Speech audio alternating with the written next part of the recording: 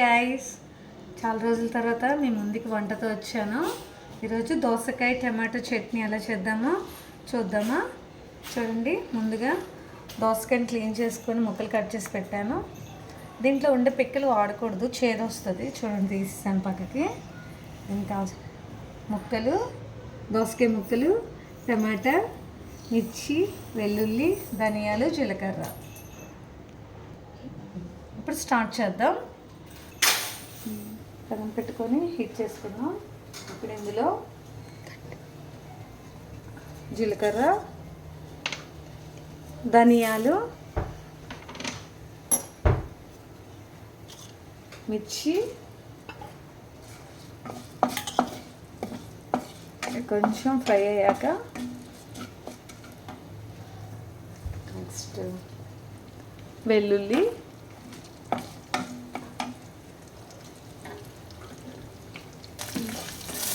ఇవన్నీ ఫ్రై అయిపోయి కదా. ఇప్పుడు దోసకాయ ముక్కలు వేసుకున్నాం.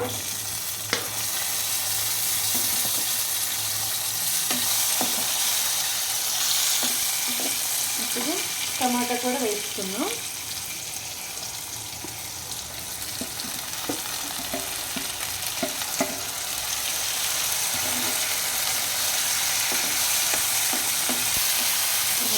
ఒక 5 minutes మగ్గించుకున్నాం. సిమ్లో పెట్టుకుందాం. చూడండి, మగ్గిపోయింది కదా. కొంచెం ఇప్పుడు ఇందులో మనం సాల్ట్, రుచికి తగ్గ సాల్ట్,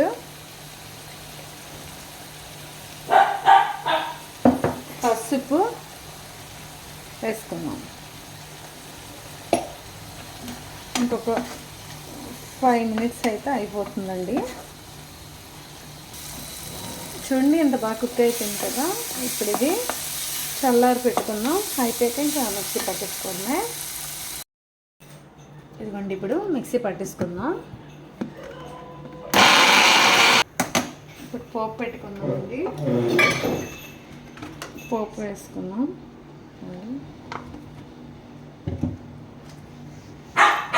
ఎండుమిర్చి ఒకటి, కరివేపాకు, జీలకర్ర, కొంచెం ఇంగువ వేసుకుంటే చాలా బాగుంటుంది. ఇంగువ వేసుకుంటే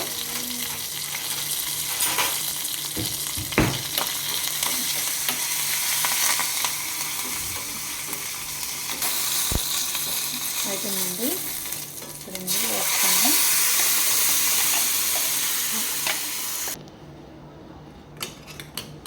చూడండి, అయిపోయింది దోసకాయ చట్నీ. చాలా అంటే చాలా బాగుంటుంది. ఇడ్లీకి, దోశకి, రైస్లో కూడా చాలా బాగుంటుంది. మీరు కూడా ఒకసారి ట్రై చేసి టేస్ట్ ఎలా వచ్చిందో కామెంట్ చేయండి. Thank you for watching.